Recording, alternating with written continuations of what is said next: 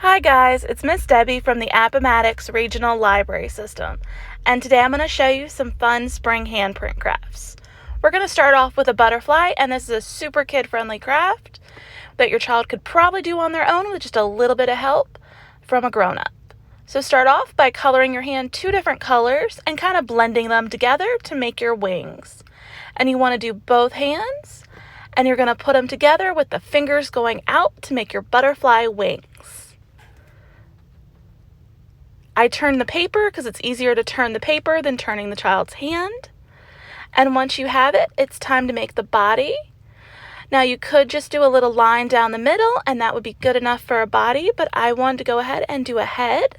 So I did a circle on top of the line I made for my body and added two antennae, two eyes, and a cute little smile.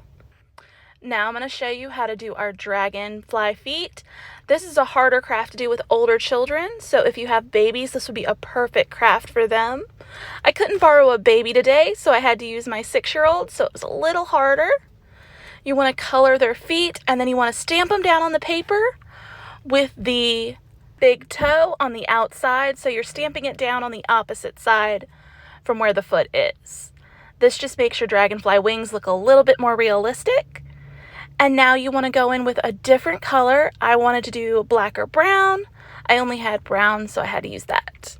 And you want to draw what looks like a pea pod, because that's kind of how the dragonfly body looks. Super skinny on both ends and a little fatter in the middle.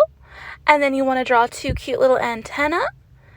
And I like to draw it out really lightly and then go in and darken it up a bit. Now I'm going to show you how to make a bunch of handprint flowers. I really like this method because they overlap and it's really cute and would make a great gift for somebody. You want to start off with your oldest child or the child with the largest hands, handprint in the back, and you want to make it in the darkest color you're going to use.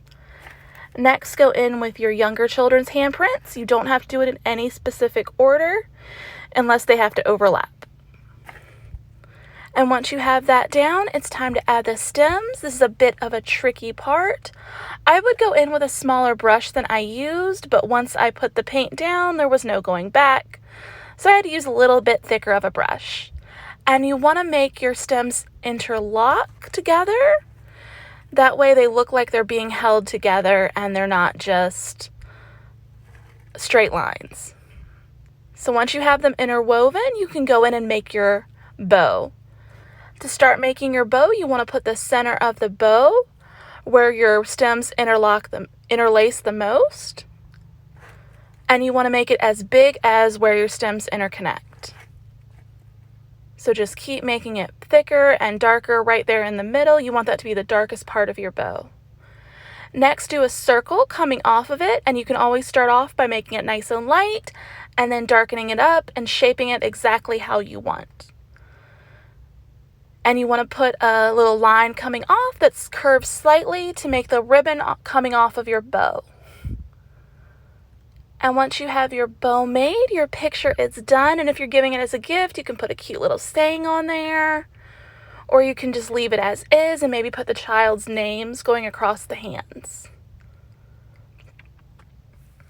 Now we're going to do a garden of flower handprints. And I'm going to do 3 different flowers. And you can do this in any order, and you want to choose colors that look nice together. I chose to do a light blue, a bright pink, and a dark purple. And now I'm going to show you 3 different ways to make your stems.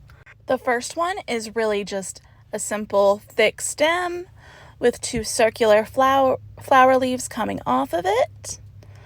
This would be easiest for a child to do, I think. It's just using the brush, the base of the brush by itself. The next one we're going to use the edge of the brush, and we're going to go down with just a line, and then we're going to use that edge of our brush to fan it out and make 2 cute little leaves. We're going to use that same method for our third one, but we're going to make our leaves a little bit more pronounced and make it look more like a real flower.